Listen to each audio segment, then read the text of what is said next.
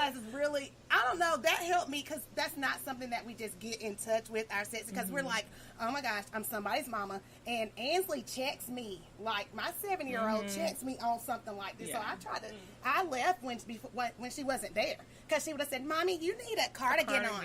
And I'm like, and I'm over dress code at school, so I know who she heard say that. And okay, so before you go and plan the pole dancing class, because that might take an appointment, but like things that you can do immediately is maybe plan a date night out, and then just have time to connect with your spouse, because you can talk about, make it a sexy date, or make it, have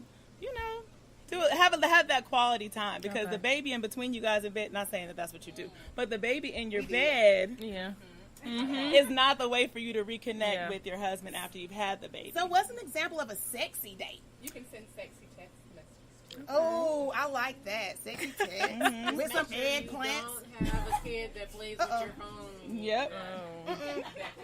Everybody know what the eggplant stand for on emojis, right?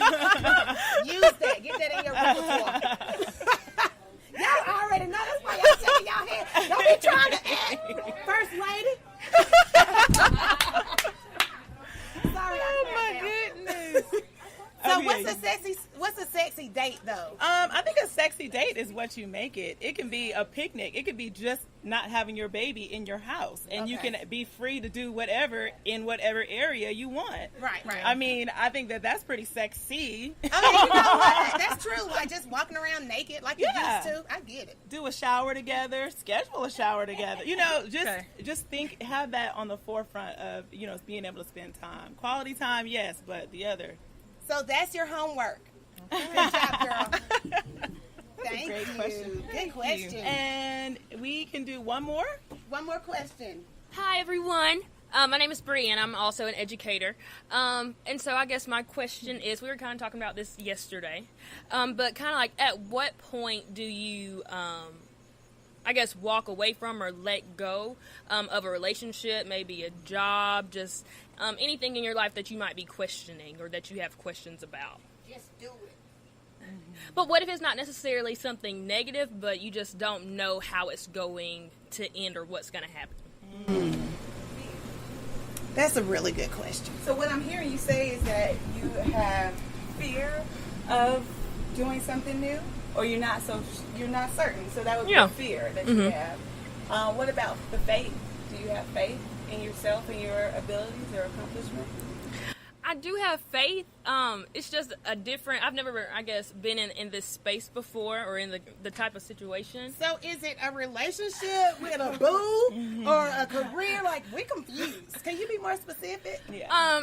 Just a relationship, like with a guy. So, long distance type thing, kind of in different places. And so it's just like, you kind of want to be together, but things might be in the way. So, like if you're both doing your parts or you both seem committed, but it's just still like How those. How long do you wait? How long is the trial period, I suppose, kind of? I am 24. She said you have a longer time to wait. And I think what happens as women, sometimes we have this timeline in our head as to everything is supposed to happen at a certain time. By this age, I'm going to be married. By this age, I'm going to have my house and my 2 puppies. Like, I just wasn't ever that girl. Like, I'm just like, okay, Lord, if I'm ready for that, cool. If not, cool. But, like, I've told you before, like, I wasn't looking for a husband when I ran upon Debt Doctor and Dave and Buster's randomly. So, okay, don't tell all the business, Gigi.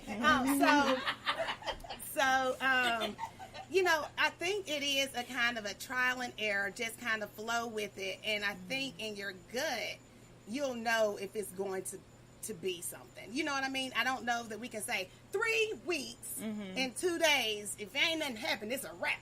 So it's not going to always be in such a neat little package. It's not. It's just, life just isn't that way, unfortunately. As much as we wish we could predict it, as much as we wish we would know what the end is going to be, Lord, we're not. So it really depends on how much effort you want to put into it. And like she was saying, what is your confidence level as far as the situation goes?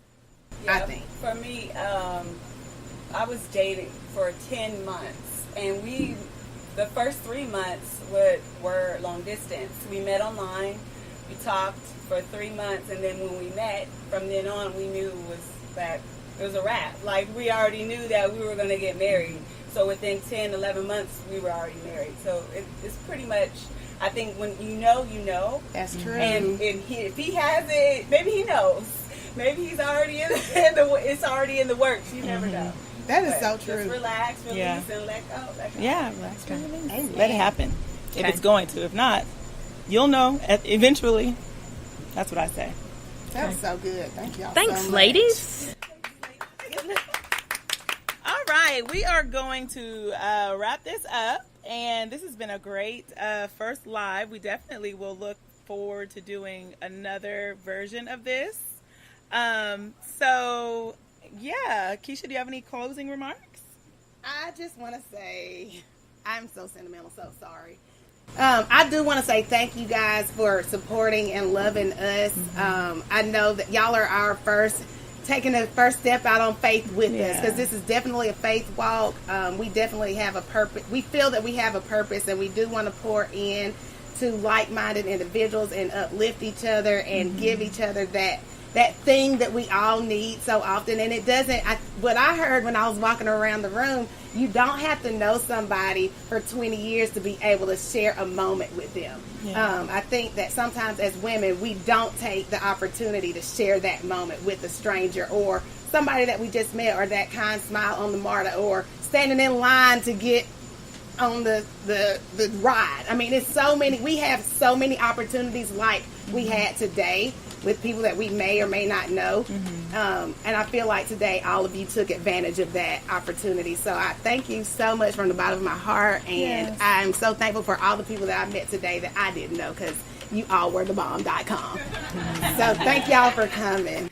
I agree. And if you looked amongst our crowd, they are very beautiful and amazing. And I just want you to know that if no one has told you that you are beautiful and that you are perfect, like, I am just amazed at what we were able to bring together today.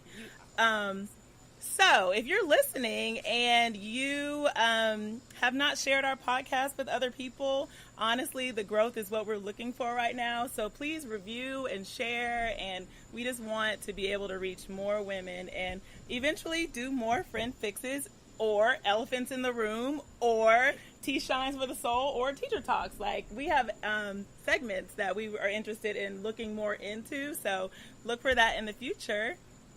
Yes.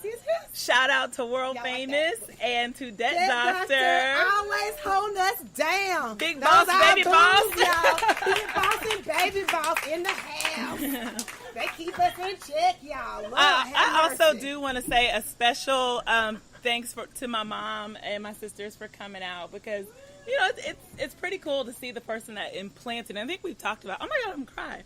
Don't do that. We talked about kind of how I became that sisterly, girly girl, and it really was from my mother. And so I wanted to say thanks for coming. She forced it into us. And I would like to thank my mother-in-law for coming. Gigi in the house. She's so supportive. And she was always cute. Supportive. So thank you so much. Everybody that drove from Carrollton, Lord. Thank y'all so much. Y'all are awesome. Thank y'all so much. All right. Bye.